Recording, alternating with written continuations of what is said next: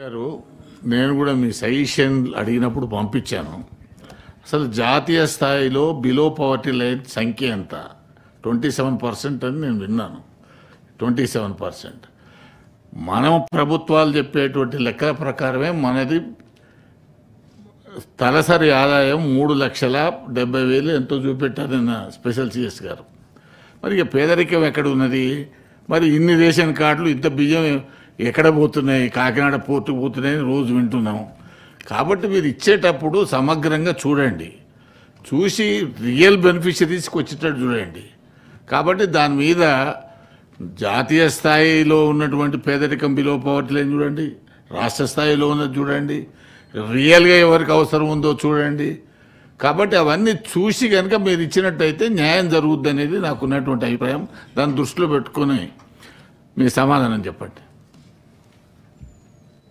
ఇప్పుడు కౌన్సిల్ తీర్మానం చేసి రేషన్ కార్డు తగ్గియమంటే మాకేం అభ్యంతరం లేదు. మేము తగ్గియమని చెప్పట్లేదు, ఇక్కడ తగ్గియమని చెప్పట్లేదు, చెప్పే సారాంశం అదే ఉంది కదా. మనం చెప్పే లెక్కలకు మనకే పొంతన ఉండట్లేదు, ప్రజలకు కూడా చెప్పాలి కదా. చైర్మన్ గారు, ఇప్పుడు ఒకటేమో మీరు పెద్దలు జీవన్ రెడ్డి గారు, గౌరవ సత్యవతి రాజు గారు మీరు సజెషన్ ఇచ్చినట్టుగా ప్రతి తండాకి కొత్తగా ఏర్పడ్డ గ్రామ పంచాయతీకి ఇప్పుడు లేకుంటే తప్పనిసరిగా కొత్త రేషన్ షాపు మంజూరు చేస్తామని చెప్పి హామీ ఇస్తున్నా.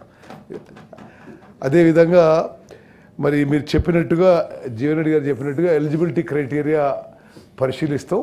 వాస్తవం మేము ప్రస్తుతం ఉన్న ఎలిజిబిలిటీ క్రైటీరియాతో ముందుకు పోతాం తప్పితే మరొకటి లేదు.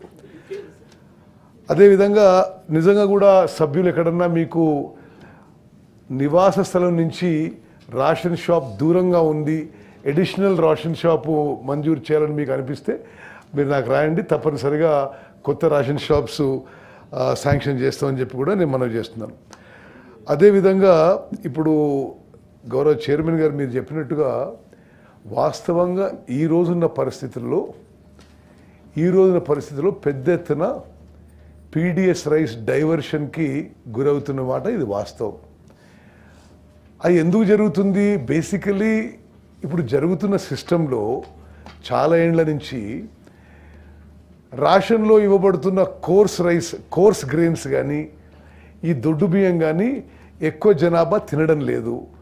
వాళ్ళు దానికి all types of illegal activity జరుగుతున్న విషయాన్ని మన ప్రభుత్వం గుర్తించి మరి అందుకోసమే ఈ రేషన్లో కూడా ఫైన్ రైస్ ఇవ్వాలనే ఒక పెద్ద నిర్ణయం, విప్లవాత్మక నిర్ణయం మన ప్రభుత్వం తీసుకుంది. అది అతి త్వరలో అమలు చేయబోతున్నామని చెప్పి మనం చేస్తున్నాం. Next question.